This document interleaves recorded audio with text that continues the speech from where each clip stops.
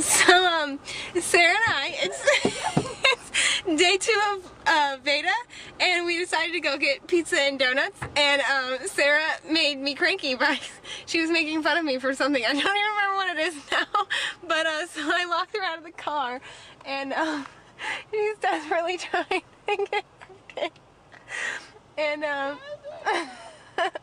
so I guess I'll have to let her back in eventually, but not yet. So we'll see how it goes.